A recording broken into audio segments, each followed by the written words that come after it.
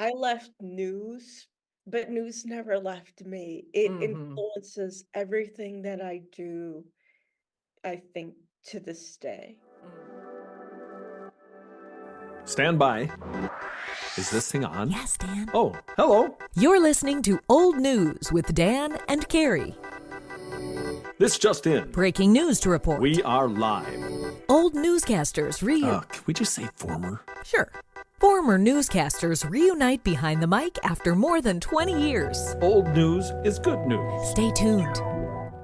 Kim Dawson has worked in news markets all over the Midwest, including Chicago, Madison, St. Louis, and Milwaukee. After leaving news, Kim went on to be the spokesperson for the Milwaukee County Sheriff's Office, as well as numerous other marketing, PR, and communications positions in the Milwaukee area.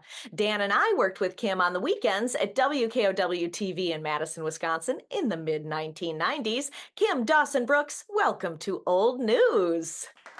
Yeah, cue Hi, the cheering. guys. Hi, Kim. It's Great to been see you. decades since we've seen you last. And we Hey, all worked very closely on the weekends there for a while and some weekdays as well. But you were our main anchor on the weekends. I started as an intern when I was working with you. When I would go, yeah, I'd go out with you when you were dayside reporting. And I'll just tell you right off the bat, you were such a huge mentor to me, and I want to take this opportunity to thank you. I mean, reporters have their own jobs and they're trying to get the story and they're, working on the quality of their own work and they've got a lot of irons in the fire, but you were always very patient with me as an intern. You always helped me. I never felt like I was bothering you. So thank you, thank you, thank you. And then I had the opportunity to work with you on the weekends, and you were my anchor. I was producing for you, and it was just such a joyful time. Dan was reporting at the time on the weekends. You were the anchor. I mean, the three of us were like it for a while. oh, thank you. That makes me feel so good. It reminds me of a quote, I think, from Maya Angelou, and she said, people won't something like this. People won't remember necessarily what you did, but they will remember how you made them feel. And so, thank you. I don't know how many years later for saying that because at the end of the day, regardless of what our jobs are, we want to be good people. Yes, and you are And definitely you good guys people. are great people. Oh, Uh gee. That's nice of you to say. Now, Kim, yes. Carrie, I don't even remember you producing the weekend news, so I feel terrible about that. But because Really? I remember Kim like doing it all. She was like producing and anchoring and probably sometimes going out and reporting on the weekends too when there was other stuff happening that me or whoever else was producing or reporting couldn't get to. So, how Yeah. long were you doing that with Kim on the weekends? I can't well, not that long because Not that remember, long. wasn't Okay. Daniel, his name was Daniel, who was And producing. Herman, Yeah, yeah. Stan Berman. And then I was just kind of helping out. I was an extra body on the weekends. And then he went on to another market. And so it was like, oh, look around. Who's here? Who could Carrie, you want to produce the weekends? I Right. was like, sure. So I did 6 and 10 on Saturday and 10 on Sunday before I moved to morning news cut-ins. I think that was the order Got of it. things. But And yeah. then Kim, did they get you another producer then after after Carrie left, or were Well, you just yeah. doing Do it on your you own? remember Natasha? Was a Boy, I don't. producer there. She was from Mm. New York Oh, I do Mm. remember and Natasha. produced That's for a right. while. Yeah. Yeah, yeah. But there were It's plenty been of days I forever think when since you I've spoken with her too. but there were times when you were doing it all, weren't there? Um, yeah, I mean, and that's what made that experience so valuable Mhm. Yeah. is, you do it all, you understand it all. So when you get that producer, you are a better anchor Mhm. because of it. Right. When you understand all the pieces, it's much harder to be a diva on the anchor desk, right? Because you're like, no, I get it. I've called the shots in the back with the headphones on. I've done all the things. Yeah, you have a lot more empathy for the whole process. For sure. So, Hmm. so where did you start in TV then, Kim? What was your first TV gig? It's fun. I have a great story. So when I finished college, I went to Howard University, and when I finished Yep. college, I was I'm from Chicago, so I was in Chicago sending out resumes, nothing, right? And they were those big 3/4 inch tapes that you would send, and I would keep getting no, no, no, no, no. Eventually, my parents were like, you know what? That's great. You want to be a reporter, but you're gonna have to go get a job. And okay, fine. Don't give up on your dream, but you're gonna have to get a job until something hits. Yeah. And so I wanted to work at the Gap because I had a friend working at the Gap at Water Tower Place. Who And my really didn't want to work at, everybody wanted to work at the Gap. I right, know that was like the cool place then. Yeah. exactly. And my mom was like, if I were you, I would work somewhere interesting. Um, where you'll see, just really interesting people. I'd work at, like Saks Fifth Avenue or Neiman Marcus. Okay. Hmm. So fast forward the story, I got a job working selling jewelry at Neiman Marcus. I was selling David Yurman jewelry. And one Whoa. day, this gentleman came in with an entourage, and everybody was like going for him, trying to get that sale. And I was like, who's that? Huh? They said, "That's Joe Ahern, the general manager of WLS TV in Chicago." Oh. It's like, oh, something hit. I said, "I have to speak to him. I don't know what I'm gonna say." And I was quaking in my boots, but I said, "I have to say something." So I just introduced myself to him and, told him I was just a recent college graduate looking to get experience, blah, blah, blah. So that night I went home and I typed a letter. Dear Mr. Ahern, it was really nice meeting you. By the way, I hope your wife enjoys her birthday gift, blah, blah, blah. I'm a recent college graduate. I have experience doing X, Y, and Z. I put it in an envelope. I took the bus to work the next day, but I dropped it off and left it with the doorman on State Street at the Chicago studio. Right. I would say Yeah. by 2 o'clock that afternoon, my parents said, you got a call from Mr. Ahern. I called him. He said, young lady, you get a gold star for ambition. Wow. I went to go meet with him, and then I would say maybe 4 weeks later, I got my first job at WLS TV in Chicago. That is From- awesome. Yeah. And I tell that story to my kids and to young people who are trying to break in the business. Regardless of what industry, you never know where Hmm. opportunity is going to happen.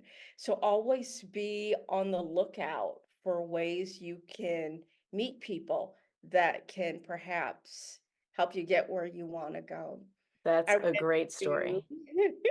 I went to WBBM in Chicago, and then my first on-air job was this tiny little town, KFVS TV in Cape Girardeau, Missouri, Oh, about yeah. 2 hours south of St. Louis. And it was like an incredible experience, one that I hold so dearly. Um, So at a tiny station like that, what was your day-to-day work like? I did have a photographer that I worked with, and I could be well, you know what? They were experiencing the worst flooding there in Mm. 500 years. And Oh, so I can remember boating over the roofs of people's oh homes and my gosh. seeing cattle floating in the water. It was an incredible experience. It was definitely an agricultural town, Hmm. Yeah. um, Yeah.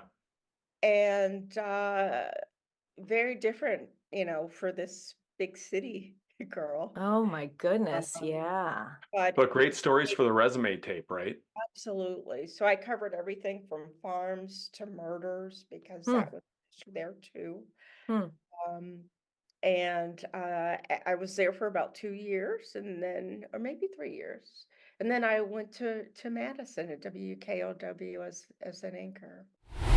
You did a couple of radio gigs first, right? And then you went to the TV gig. Yeah, never radio, No, just never radio. TV. Okay. Yeah, yeah, just straight TV.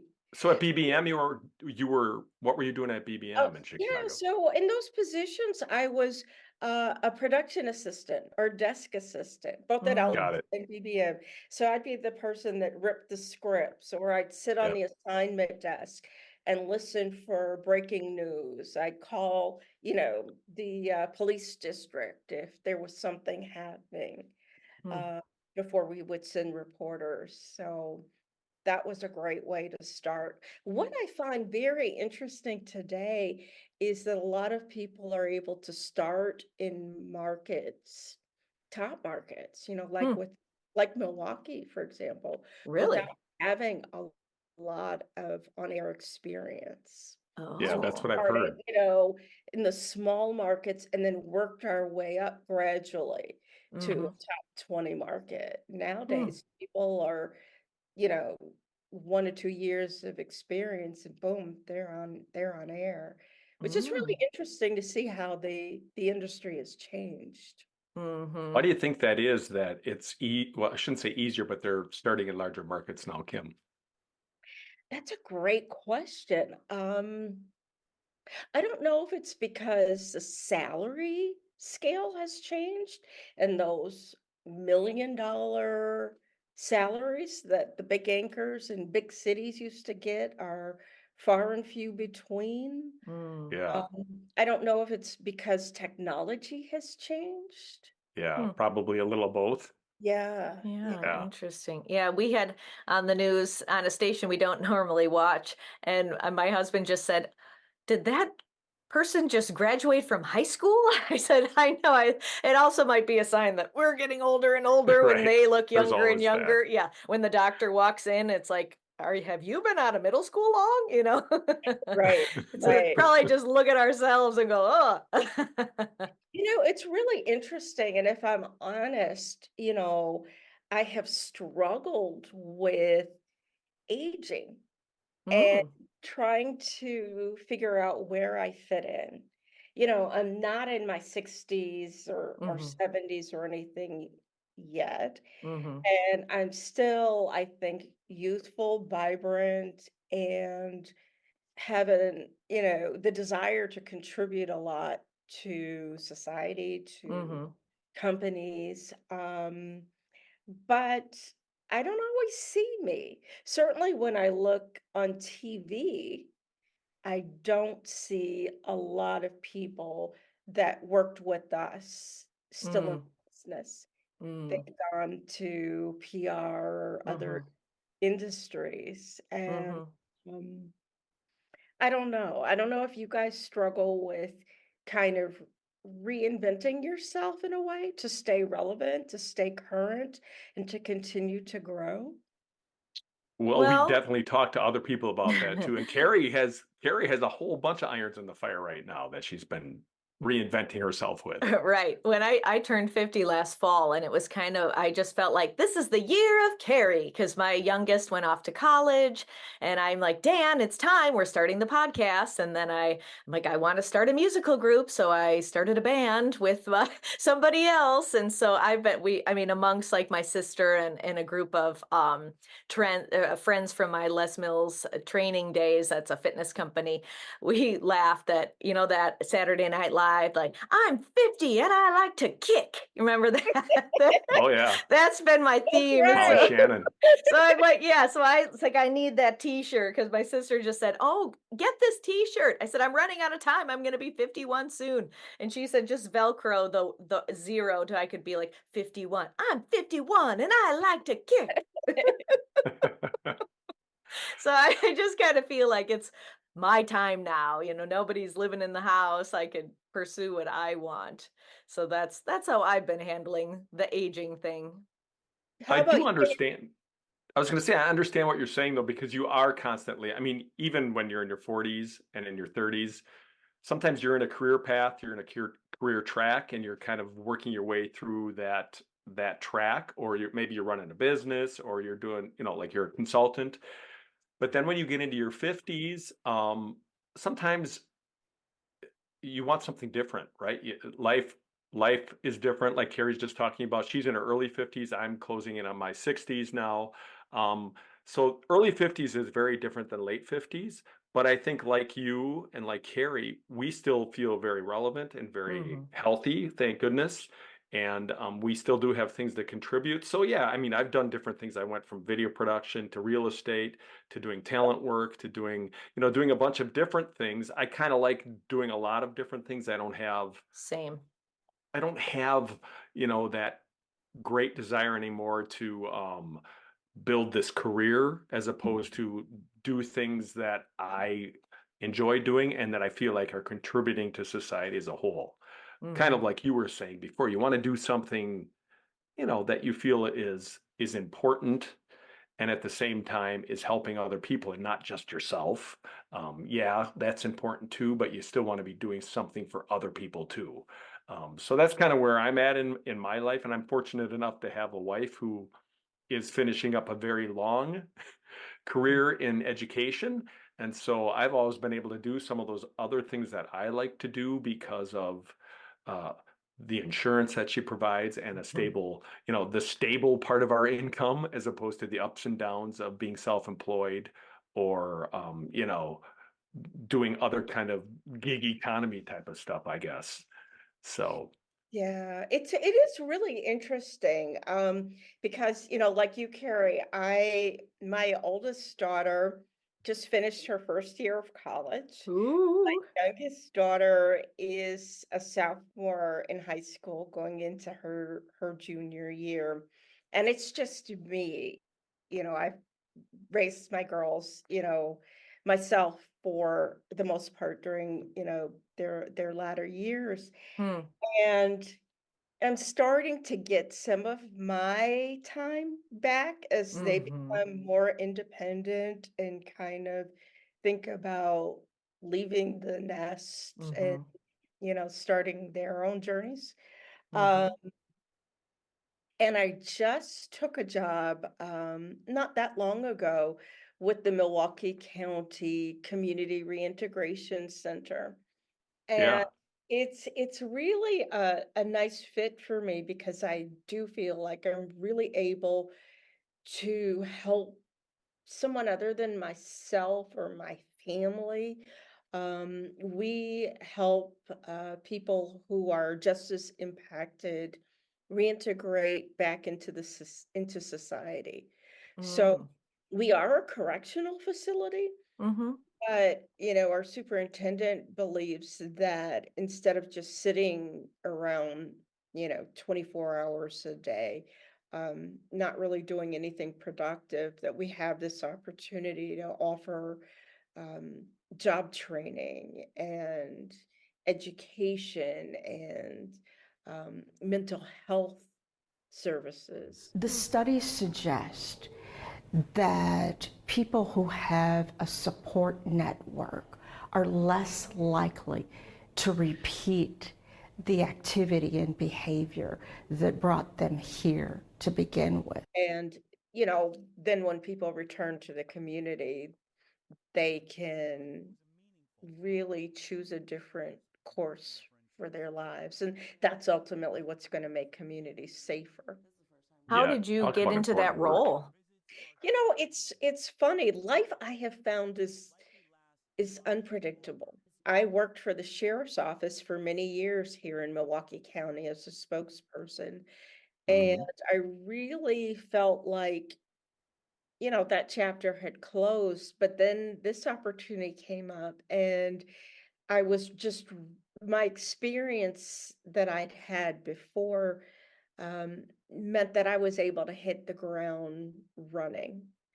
And I knew that I could help the superintendent with all of the issues that she was challenged with. And it Mm. was just a really good fit and a good opportunity. And it was slightly different from anything that I'd done before. And here I am. And is that when well, first of all, let's go back for a moment to you were at WKOW for, well, I saw on your LinkedIn, it was only like a little more than 2 years. Is that right? Yeah, that was right. I Uh, can't believe that. It's like in my mind, in my world, like it was longer than that. But that's kind of what we're finding. It's like even Jamie Glinberg, he's like, yeah, I was only at the station like a year, and we're like, you were? I mean, just because when we're so in the trenches together, I think it's like we get to know each other really quickly, and we have these bonds and the experiences, so it almost feels like it's a longer period of time than it really is. Yeah, and then for me, I wasn't trying to stay anywhere too long Mm, because I was always on that big city track. So mhm, this was a time where you had to again work your way up. And mhm, Yep. so I was trying to get to the next biggest market. I wasn't trying to stay in Madison very long. I was trying to get the experience, get the skill, and as soon as I was ready, boom, I was mm, going to the next size market. And in that case, for me, it was St. Louis. I did go on to KMOV, which was a CBS station there, and I Yeah. was there for 3 years, mm. And were you reporting and anchoring there? primarily reporting. Mm. Yeah, Did you go from St. Louis then to Milwaukee, or was there a stop in between I there? went back home to Chicago, and that was Chicago. my ultimate goal.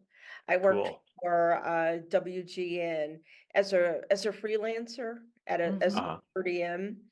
And that was when the industry was really starting to change. Hmm. Uh, Yeah. that was when you didn't necessarily have a photographer that edited your stories. You had writers that would take your video and then edit it, like we do online today. Uh, Mhm. Mm. so it was definitely an era that was in transition as it relates to news. Mhm. Right. Because I was per diem, I had an agent that eventually got me a contract, for several years in Milwaukee. And that's Mm. how I came to Milwaukee through the ABC station there. Mm. Yeah. At what point did you get an agent? I probably secured an agent right after leaving St. Louis. So that Mm. was probably after my second, third station. Okay. As I you really started getting wanted higher and higher in the to markets. stay. Exactly, Gotcha. exactly. And then you landed in Milwaukee at WISN, the ABC affiliate there, you were saying. And then so you were reporting, doing some anchoring there as well. I remember seeing you Yeah, on air. I had family in Milwaukee and saw you on air, and it was like one of those, oh, it's Kim Dawson, you yeah, know? I right. know her. That's where she is now. Yeah, yeah, I was a reporter for a couple of years here in Milwaukee, and then decided that I didn't want to do it anymore. That Oh. Right. you at some point getting up at 3 o'clock in the morning to cover a fire or shooting just gets old. I really didn't want to knock on that door and ask that grieving mother if I could do an interview. You know, Mm. Those Mhm. were the tough ones. those Yeah. were really difficult. And Mhm. it's funny because I remember when I did have to do that, I would go back and I would pray and I would say, please let this story that I'm doing impact our community in some kind of way for the better. And now that I'm on the other side, Mm. doing just that Hmm. by Yeah. helping people who have made mistakes account for those mistakes, but change their lives so they don't repeat those patterns, those habits, those actions. Is the center where you're working, is it new? Is it unique in the country, or are there other facilities around the country like it? It is unique, and I think that's because of the leadership here.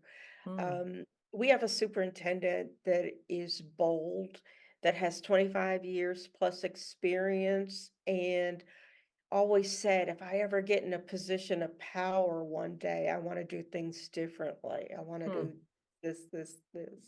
Not just lock up people, because research says that alone doesn't work, but to really do the things that can be transformative.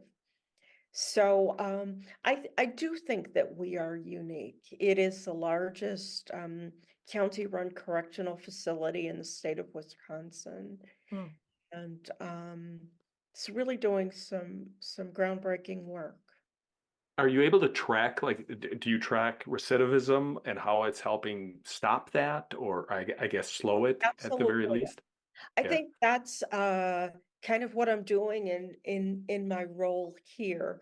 Um, is the superintendent is relatively new, and Uh-huh. so she is beginning to track data in a way that they have not before.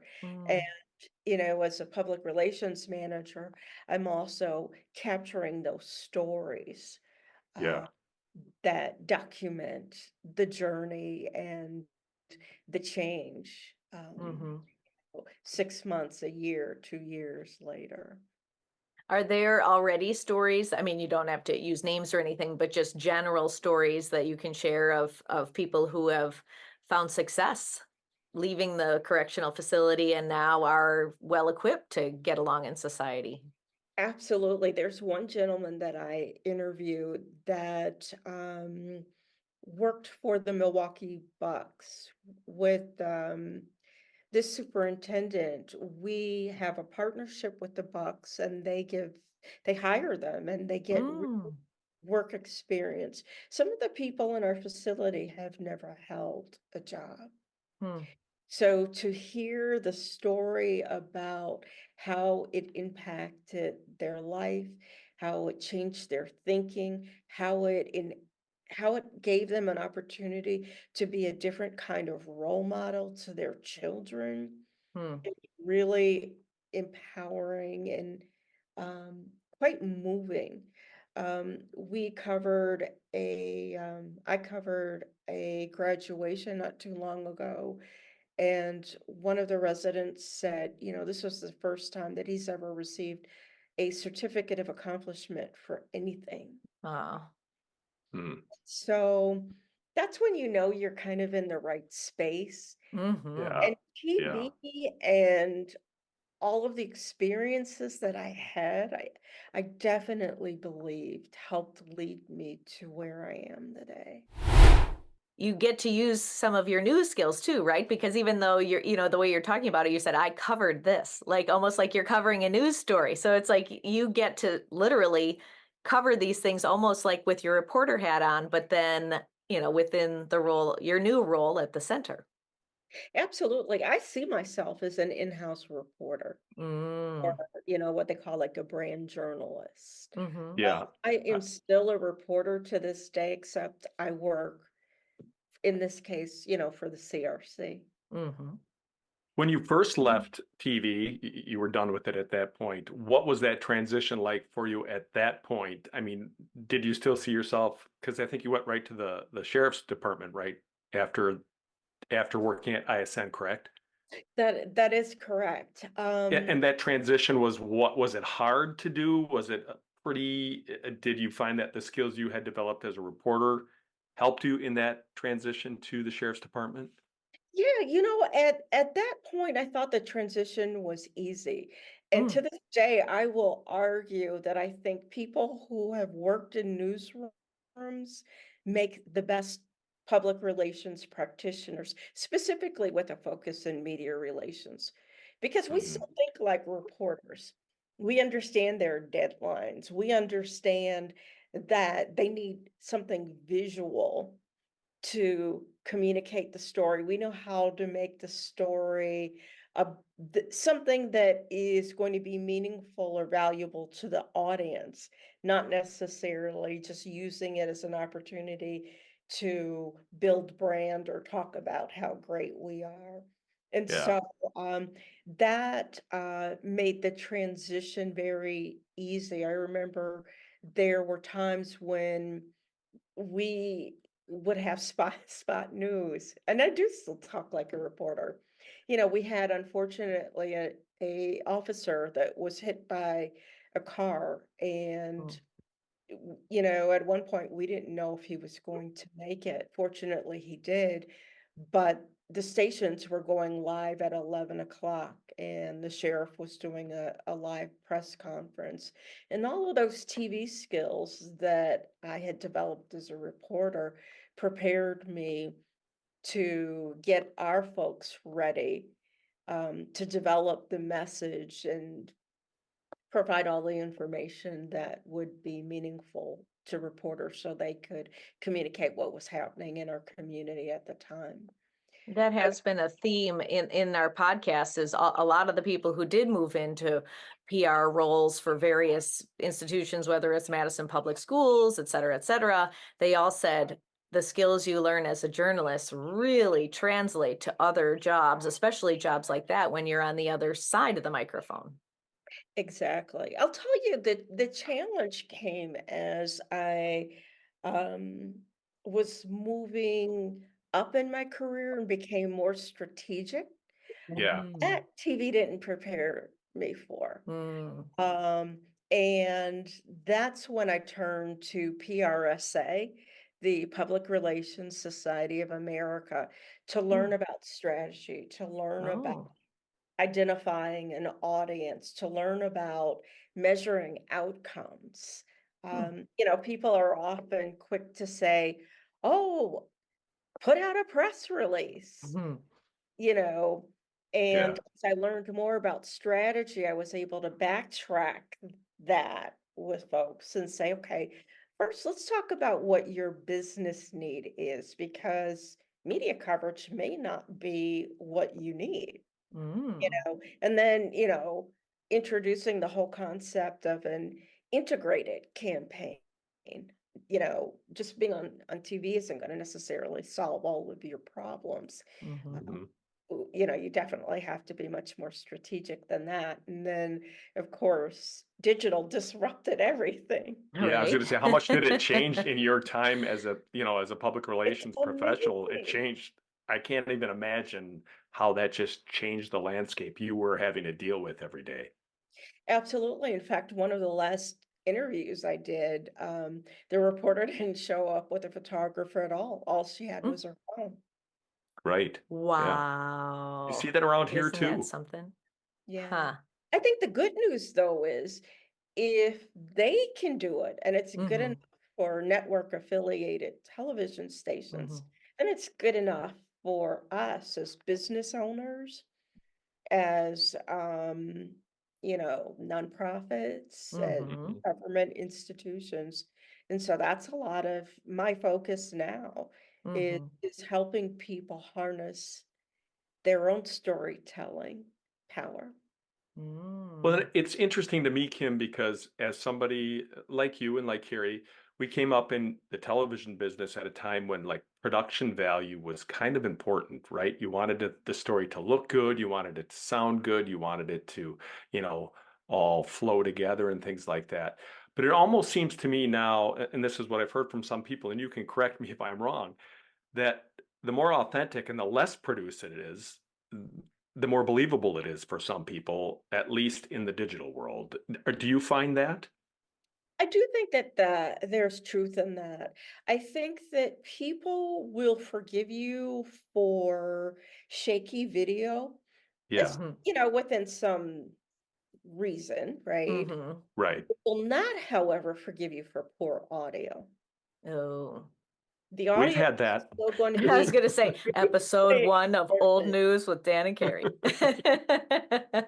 If you shake a little bit and, it's not slick in production, that's okay. Mhm. As long as I can hear you, and ultimately, as long as I can make that connection, Yeah. They That's want what's authentic. important. Mhm. Exactly. Funny Exactly. side note, I was watching a YouTube video because we're going hiking in Zion National Park this fall. So we were watching a Fun. detailed account of one of the scary routes of Angel's Landing. And, so we're watching this couple and they've got their own YouTube channel and, how things auto generate closed captioning. Well, there was one point where the wind was so strong you couldn't hear what she was saying at all. And the auto generated closed captioning was indecipherable words and flailing arms. She was like, Right. so when you said that, all I could think of was indecipherable words and flailing arms. Absolutely. If you have anything, have the audio for sure. Yes. Unfortunately, I had stories like that in the news business that probably would have been deciphered that way as well. So, yeah. Uh, so with the whole digital age now, and are you putting out material then? You talked about like you're an in-house reporter basically, like a brand reporter, so to speak. Are you putting out stories on your digital platforms then? We are. I have created a couple of videos actually that I shot with my phone and Mm, Yeah. an external mic. And I do a lot of interviewing about the journey for Hmm. residents here at the CRC. I'm also capturing stories that highlight the employee experience in an mm. authentic way here. Um, so we're just getting started really with that and maximizing that opportunity. So are you're editing your own stuff then? What kind of Yeah, programs are, I let's do. just give people a peek inside of your production process, Kim. Yeah, so I was really fortunate that in one of my jobs I was trained on Adobe Premiere. Yep. Mm. And so that really took my production quality up a notch. Hmm. Mhm. I also, because I think I started maybe with iMovie or something like that, but Mhm. Sure. Adobe is, state of the art production. Hmm. Um, I also, so I use that a lot, and then I Mhm. also use some of the Adobe apps, Hmm. or even Instagram and the editing software on your phone Mm. Yeah. allows you to string, some sound bites together Mhm. pretty easily. But my Mhm. go-to usually will be Adobe products. Mhm. Yeah, it's pretty robust. You can really get a lot out of that. But it is amazing. Carrie and I have kind of learned in the social media, not being a real talented social media user. I have learned though, our past background as editors, using even things such as Edit Star or News Star back in the day to Final Cut and then, Mhm. Adobe. It helps knowing that or having some knowledge of that when you're using Instagram or even you know YouTube and those type of things where you Mhm. can edit because you kind of understand the process. And what's really maddening to me is all of the kids today know it from like 6 years old on. Right. So Yeah. They I didn't go know. to school I for it. know. I know. And as I keep muting myself over here, by the way, if you see my arm reaching, because it's like, first of all, people are walking by, speaking of audio stuff, people are walking by, my dogs are going crazy. And then my son just came bounding up, Mr. Noisy, and like, oh my gosh, I didn't need hear it at I all. need isolation. Oh, good. Well, my subtle muting was doing the job then, so I'll just continue with that. But that's what makes it authentic, you There know? you Mm-hmm. go. And I think that I really came to understand the power of using the technology we have in informal ways because I watch YouTube all the time. Like Mm-hmm. if I need to know how to put something together, I Right? will watch a YouTube tutorial Yep. before I'll read directions. Always. It's so You much easier to have some like a teacher in your screen just telling you what to do. We've done that countless times. But here's my secret passion. I love perfume, right? And I've gone deep into it. And there Really? is a whole community on YouTube that reviews fragrances, Oh.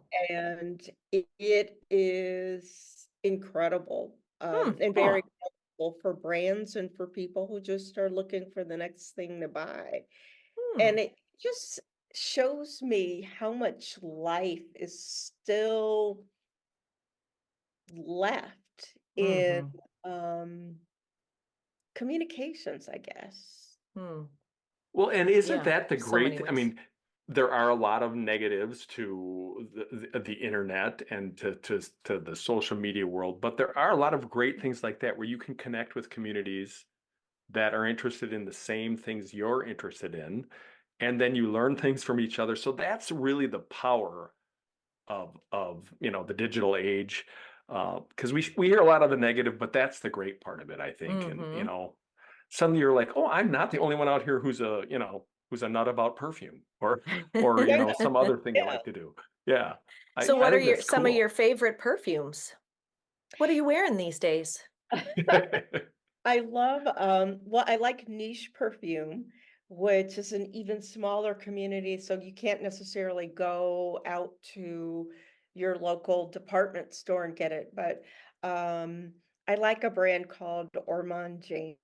That's probably my signature right now. Your Mm. signature scent? Yeah, Ormond with Mine's Old Spice, because Night. if my dad wouldn't have worn it, I wouldn't be here. Well, you know what? If you have the vintage version from back in Yeah. the day, you'd get a pretty penny for that these Oh, days. really? See, yeah, Yeah. that's the other thing, right? There's Really? probably Who knew collectors that and three stuff like that. dollar and 50-cent bottle would be worth hundreds? So when you left TV, had you already started your family at that point? Was that part of the impetus for you to kind of maybe settle I in into the Milwaukee area? Yeah, I got married and was maybe a couple of years in before I Okay. started having kids.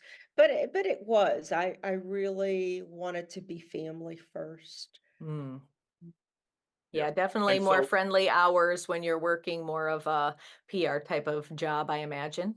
Yeah. And then, I think ultimately when you look back at life and you think about what really, really matters, the thing that I'm proudest of is, my kids. Mm, that's sometimes. great.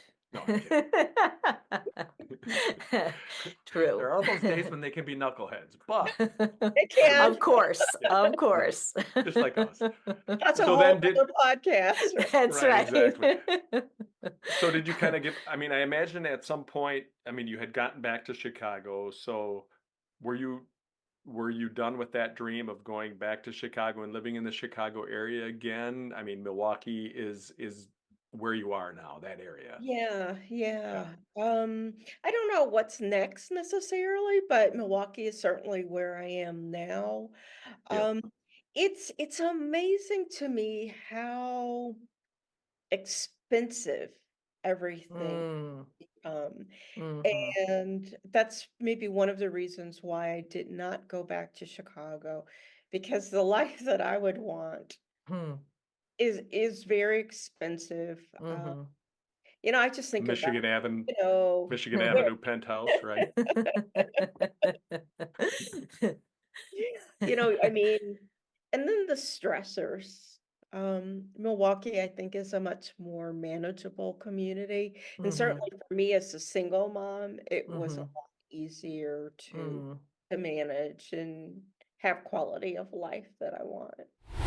Yeah, And Milwaukee's great in the summer. There's so many things to Oh, it do, all the is. festivals and Summerfest and all that good stuff. All the right, great beer gardens. Yeah. right.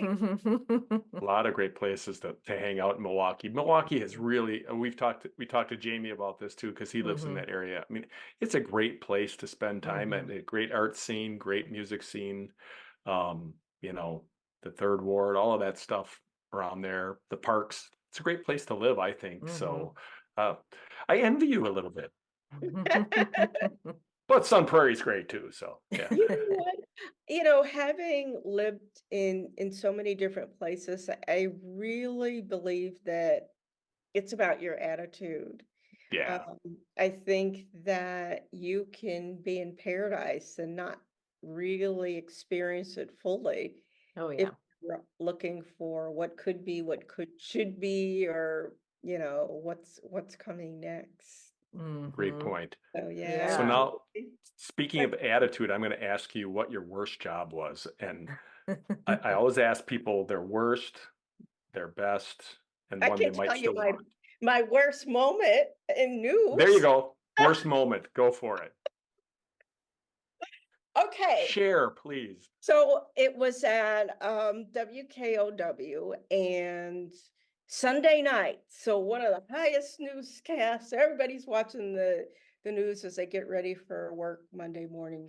And was that in the days where they always aired the ABC like movie of the week on Sunday night? Was that still happening then? Probably. And the Yeah. credits were rolling, and then all of a sudden we went to black. Which is never good in news.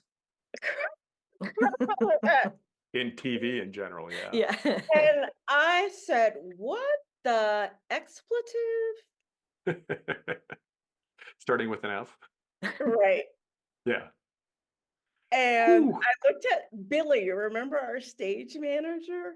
And his eyes were wide, like, and he was like counting down. All of a sudden, the phone started ringing. Oh no. Ringing, ringing, ringing, and did not stop. And that Oh was like no. my first experience with crisis communication. Something clearly wrong here, right? Uh, Right. I never did tell my dad about that. Oh. But So your mic was still I- live. It went out over the right, airwaves, a hot unbeknownst to you. and people were, and I remember I did take one call from somebody who was like, I just thought that was it. And I was like, you know what, you're right. And I apologize. Mm. And he was Yep. like, oh, okay. Yeah. I think that's Happens. the Stuff key. happens. Yeah. And again, that's how I coach organizations today when, Mhm. they've made mistakes. Yeah. You can't run from it. You got to own it and talk about what you're going to do Well, to and make sure that it doesn't happen again, Yeah. make people whole. Mm-hmm. and some That was my people worst will, moment. but in those worst moments, some people will actually laugh along with you or emphasize, empathize with you because, there, but for the grace of God go I. A lot of us have done very similar things. In fact, Kim, I think I used the F word with you once in the newsroom. So, Well, newsrooms were notorious for I lot of things, apologize. foul Yeah. language included. Yes. Well, And tensions ran outbursts, high, angry right? outbursts. Yeah, Yeah. tensions ran high because deadlines were happening and we never had enough resources. And it's like Absolutely. I had a moment where it's like everything just went sideways and the newscast just ended in disaster. And it was like, really, we worked all night and up in the middle of the night to do this. And I remember just like, I mean, not on air, but I threw like my stack of strips because I was like, oh my gosh, that was just like an embarrassing disaster. And I remember our sweet, sweet camera guy, he like started picking up my scripts. I'm like, do not pick up my scripts. I will clean up my mess. You are so nice. That's kind of you, but I had the tantrum. I will clean up my scripts. Absolutely. Absolutely. Kim, how about it sounds like you have a job that is very fulfilling and you're doing some things that you really feel good about right now. But is there some other thing, some other job, some other passion you have? Maybe it's perfume that you Mhm. still would like to that you're still thirsting to do or thirsting for. Perfume would be one of those things that I'd like to explore. I Yeah. love connecting people with fragrances that make them lose their mind, Hmm. that make them incredibly happy, Hmm. and that Cool. they never find without me. So That's Huh. that's cool. thing that I would like to pursue. And there's a lot of storytelling too around perfume now, in how it's sourced and how it makes you feel. So Hmm. that is something that I'd like to explore. The other thing that I'd really like to do is travel outside the US, Mm. Yeah. maybe live abroad. Ooh. Um, I'm not sure exactly what I would do yet. I'm open to anything. I've got an idea. How about you work for a perfume company Okay. abroad, connecting customers or running tours as they come in? You connect them. Let's brainstorm. Watch out, Carrie's We on it got now. you. She'll be calling you every day she'll have you in Paris in no time. I love it. I also like wine Oh, and the me too. Perfect. the storytelling Mm-hmm. associated with wine, the producers, the family traditions. Mm-hmm. Um, so, maybe you can find something for me like that. I'm on it. I'm on it. I'm I on the think it's case. Italy interesting. would be good. I think it's interesting that you had that story part is important to you because I mean, Carrie might be this way too. I'm this way. My wife and I like to, and I know a lot of people like to look at antiques, but like we like to look at antiques and we only buy things when there is a story behind it. Like Mhm. I bought this old house I live in right now because there's a really great story that I like about it, right? So there has to be, if you don't have a story, you don't have anything, right? I Mm-hmm. agree. I agree. So I think Yeah. that that's cool that that's kind of at the base of kind of your interest in perfume and connecting people with it. That's neat. Well, and it all goes back to your journalism too. I mean, that is storytelling. And I'll Yep. tell you one other thing that I still love that I'm passionate about, that I'm passionate about today, but I wasn't necessarily earlier, photography. Yeah. Mm. Yep. Still photography, that moves me deeply. Hmm. And I really enjoy telling stories with pictures. Very cool.